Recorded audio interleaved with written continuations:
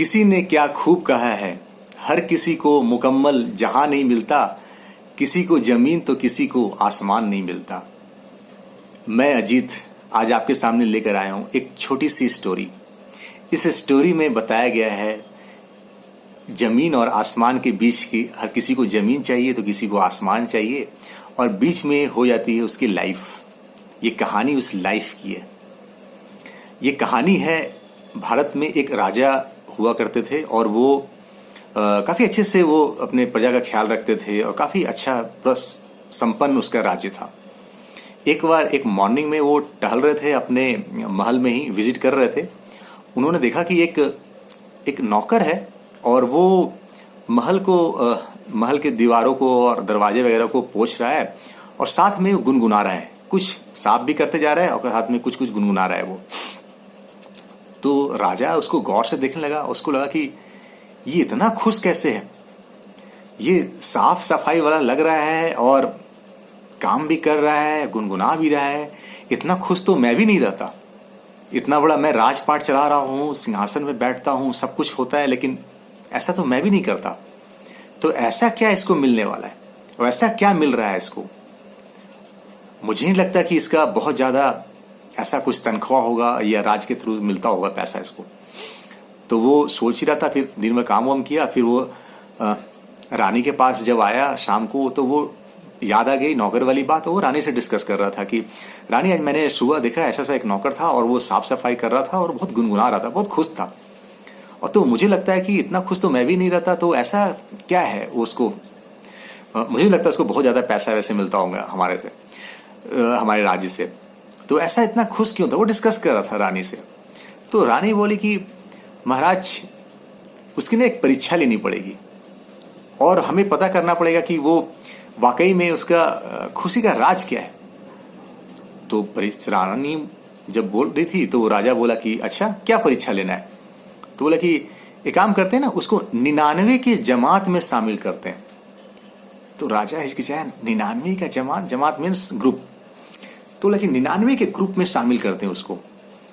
तो बोला कि इसका क्या मतलब है? बोला कि आपको पता चल जाएगा, मैं जैसा कहती हूं आप वैसा करो आप, तो आपके क्वेश्चंस के आंसर मिल जाएंगे कि वो खुशी का कारण क्या है और वाकई में खुश है या क्या कारण है उसका, या खुशी ठहरे कि नहीं उसके पास। आप एक काम करो, आप अपने खजाने से मुझे ना 99 गोल्ड कॉइन्स ला के दो। तो राजा ने ऑर्डर दिया और 99 गोल्ड कॉइन्स आ गए और उसको थैली में, एक छोटे से सुंदर से थैली में डाल दी वो, और बंद करके बोले कि अपने किसी नौकर से आज रात में उस नौकर जो साफ सफाई वाला था उसके घर के दरवाजे पे ये रात में आप ना छुड़वा के किसी को बोलना, वो छोड़ के आ जाएगा वो थैले में। तो राजा बोले इससे क्या होगा? बोला आप करो तो सही। तो वो वैसा ही राजा ने वैसा ही किया और उसके दरवाजे पर रखवा दिया। जब वो नौकर उठा सुबह और दरवाजा खोला, काफ़ी सुबह उठ जाता था वो, उसने देखा तो अरे एक थैली पड़ी हुई है यहाँ पर। क्या है थैली में? उसने खोला थैली में तो देखा कि अरे बहुत सारे कॉइन्स है इसमें और भी गोल्ड कॉइन्स है। तो वो बहुत भौचक्का हो गया पहले तो कि ऐसा ये किसने रख दिया। इधर उधर देखा वो तो कोई दिखाई नहीं दिया उसको। फिर उसको समझ में नहीं आया। फिर जल्दी से वो अंदर गया और जो उसकी पत्नी थोड़ी कुछ और काम कर रही थी, जल्दी बोला कि अरे सुनती हो, देखो यहाँ पे इतनी सारा ये किसी ने गोल्ड कॉइन से भरा हुआ एक थैला यहाँ पर छोड़ दिया है, किसका है क्या है समझ में नहीं आ रहा है। फिर बोला कि छोड़ो, किसी का भी है, हमारे पास रख गया इसका मतलब हमारा हो गया। तो बोला कि अच्छा ये काम करो, तुम जल्दी से गिनो उसको कितना कॉइन्स है इसमें। तो उसकी जो पत्नी थी सारा काम धाम छोड़ करके और उसके बाद वो गिनना स्टार्ट की, 1 2 3 ऐसे करते करते वो बोले कि इसमें ना 99 कॉइन्स हैं। तो उसका जो पति था और नौकर था वो बोला कि 99 हो ही नहीं सकता, कम से कम अगर होगा भी, किसी ने अगर छुड़वाया भी होगा तो 100 छुड़वाएगा, 99 क्यों छुड़वाएगा वो? तो फिर से गिनो। तो फिर से वो गिनती है, 1 2 3 ऐसे करते करते गिनती है। बोले 99 नहीं, मैंने फिर से गिन लिया है, फिर से वही है, 99 ही है। तो तुम हटो, मैं गिनता हूं, ऐसा हो ही नहीं सकता, देने वाला ऐसा क्यों करेगा। फिर उसके बाद फिर उसने गिना 1 2 3 4 ऐसे करते करते जब उसने 100 नहीं हुआ, 99 तक रुक गया। तो बोला क्या परेशानी है, मैं भी गिनती में कुछ गलत कर रहा हूँ, एक बार और गिन लेता हूँ फाइनली। फिर गिना, वो 1 2 3 ऐसा करके गिना, फिर वो 99 निकला। समझ में नहीं आया, अब वो उलझन में हो गया, किसी ने दिया तो 99 क्यों दिया, और अगर, या हो सकता है कि किसी ने दिया होगा तो वो 100 ही दिया होगा, लेकिन हो सकता है जो छोड़ने आया होगा उसने एक निकाल लिया होगा। माइंड में उलझन चल रही थी। या हो सकता है कि ला के जिसने दिया होगा तो एक कॉइन्स बीच में गिर गया हो, ऐसा भी हो सकता है। तो एक काम करता हूँ, क्यों ना मैं 2 जगह काम करता हूँ। एक तो महल में काम करता हूँ, और मुझे लगा महल में काम करता हूँ, और थोड़े जो समय बचते हैं उसमें से मैं एक सेठ, जो नगर के सेठ हैं, वहाँ भी मैं काम करता हूँ। और दोनों बहुत अच्छे हैं, बहुत दिलदार हैं, और दोनों बहुत पैसे वाले भी हैं। तो हो सकता है हमारे काम से वो प्रसन्न होकर के, और हो सकता है कि ये गोल्ड कॉइन्स भिजवाए होंगे। तो मैं काम करता हूँ, अगर वो गिरा होगा तो रास्ते में ही कहीं होगा वो। तो मैं अभी बहुत ज़्यादा टाइम हुआ भी नहीं है, तो जाके मैं देखता हूँ, हो सकता है कि मिल जाए। तो पहले वो महल की तरफ गया, जाते जाते पूरे रास्ते भर रास्ते वो देखता गया कि कहाँ है, शायद हो सकता है मिल जाए। उसकी नज़रें कहीं से रास्ते पे पूरी सब जगह ढूंढते ढूंढते जा रही थी, लेकिन उसे कहीं भी गोल्ड कॉइन्स नहीं मिली, क्योंकि वो गोल्ड कॉइन्स तो 99 ही भेजे गए थे।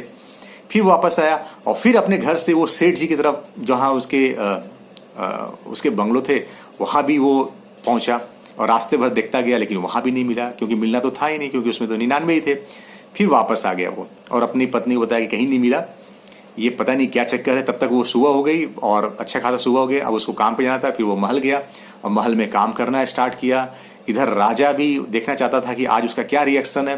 राजा जब देखा तो वो देखा कि वो नौकर जो है काम पे आया है, लेकिन गुनगुना नहीं रहा है, और उसके माथे पे शिकन है, और परेशान सा दिख रहा है वो। और आकर के रानी को बताया कि हाँ, ऐसा ऐसा मैंने देखा और ऑब्जर्व किया। बोला कुछ दिन अभी और ठहरिए। और फिर वो अगले दिन फिर आया, फिर देखा कि राजा फिर वही टेंशन में है वो, और उसकी हंसी वसी सब गायब थी। और इधर नौकर के जो मन में चल रहा था कि पता नहीं किसने रखा, जो रखा भी एक गायब हो गया, ये 99 है, 100 होता तो बहुत अच्छा होता, हम लोग एकदम एक मजा सा आ जाता। ये 99 के एक तो उलझन में डाल दिया, और एक कम भी है। तो वो अपने पत्नी से डिस्कस कर रहा था, क्यों ना हम एक काम करते हैं, इसको ना 100 बना लेते हैं। ये 99 हमें मिल गया है, हम इसको 100 बना लेते हैं, अच्छे से काम करते हैं, और 100 बना लेंगे। और फाइनली हम लोग क्या करेंगे, सबको हम लोग टाटा बाय बाय कर करके अपना अच्छे से जीवन काटेंगे। और उस समय गोल्ड कॉइन्स बड़े थे, और उसको करना एक नौकर के लिए थोड़ी आसान तो थी नहीं। तो उसने बोला कि एक काम करता हूँ, मैं महल में काम करता हूँ, और मैं वहाँ एक सेठ जी का काम करता हूँ, थोड़ा समय और ओवर शिफ्ट में करता हूँ, ओवर टाइम में और करता हूँ मैं, और जल्दी से पैसा बनाने की कोशिश करता हूँ मैं। और तुम भी काम करना, तुम भी घर में बैठी ही रहती हो और काम करती हो, तो थोड़ा जल्दी जल्दी इसको निपटाओ, और देखो मार्केट से कुछ और काम मिल सकता है क्या, कोई कपड़े दे दे कुछ सिलने के लिए, या कुछ होगा फटे चिटे जो भी है मिल जाए, और तुम ये सब काम करना। और मैं दोनों से काम करके उसके बाद भी अगर थोड़ा समय बचता है तो मैं देखूंगा शाम को ना थोड़ा सब्जी उब्जी का लगा लूंगा मार्केट में। तो इस तरह से हम लोग जल्दी से कोशिश करते हैं हम लोग, और वो इस काम में दोनों हस्बैंड वाइफ लग गए। ये अपना खुद लग गया ओवर टाइम करने में, यहाँ करने में, सब्जी ठेला लगाने में, और इसने अपने वाइफ को भी लगा दिया, तुम यहाँ करो, घर का भी काम करो, बाहर का भी काम करो। हम लोग जल्दी जल्दी से हम लोग पैसे इकट्ठा करते हैं, और हम लोग आगे जीवन अच्छे से जिएंगे, लाइफ जो है हमारी मजे में कटेगी। और दोनों इस तरह से करने लगे। लगभग 1 महीना तक ये तमाशा चलता रहा, और राजा ने देखा कि 1 महीना ऑब्जर्व किया, इसकी हंसी बिल्कुल गायब थी, लाइफ वो जो गुनगुनाने वाली थी ना वो पूरी जा चुकी थी। रानी को आकर के वो बताया कि इसकी हंसी तो लगता है कि जैसे परमानेंट ही गायब हो चुकी है, और ये पता नहीं क्या हो गया इसको। तो रानी बोली कि 99 का चक्कर, और ये 99 का चक्कर सिर्फ इसी का नहीं है, इस पूरे संसार में सबकी चक्कर उस 99 की है। सबको, बहुत लोग को 99 मिल चुका है, किसी को नहीं भी मिला, लेकिन जिसको 99 मिला वो 100 के चक्कर में है। 100 कैसे हो जाए, कोई अगर 10,000 किसी के पास है तो वो 15,000 कैसे हो जाए, 15,000 जिसके पास है वो 1 लाख कैसे हो जाए, 1 लाख जिसके पास है 2 लाख कैसे हो जाए, किसी के पास करोड़ रुपया है तो 2 करोड़ कैसे हो जाए, कोई $1 बिलियन कमा रहा है तो $2 बिलियन कैसा हो जाए, जो सेकंड पायदान पे है वो फर्स्ट पायदान पे पहुंच जाता है। तो हर किसी को 99 से 100 करना है, और 100 के चक्कर में उसकी हंसी गायब है, उसकी पूरी लाइफ गायब है, उसको ये नहीं पता कि लाइफ निकलते जा रही है और वो लाइफ दोबारा नहीं मिलने वाली। बहुत सारे लोग होते हैं जब उस 100 के दहलीज पे पहुंचते हैं तब तक उसकी लाइफ ऑलमोस्ट ख़त्म हो चुकी होती है। बहुत लोग होता है कि हम जमा कर रहे थे तो रिटायरमेंट के समय में हम लोग मज़े करेंगे, या एक समय ऐसा यहाँ पहुँच जाते हैं, इस पोस्ट पे पहुँच जाते हैं तो हम मज़े करेंगे। ये चलती रहती है। उस चक्कर में वो जो जीवन है, उसका लुत्फ है जिसके लिए हम यहाँ पे हैं, वो कहीं ना खो जाए। वो हमें संभाल के, वो हमें देखना पड़ेगा। कहीं ना कहीं ये कहानी हम सब की है और वो हम सब लोग इस 99 के चक्कर में पड़े हुए हैं। दोस्तों, इस 99 के चक्कर से हमें थोड़ा बच के रहना है। यही कहानी मैं आपके साथ शेयर करने वाला था। Thank you very much.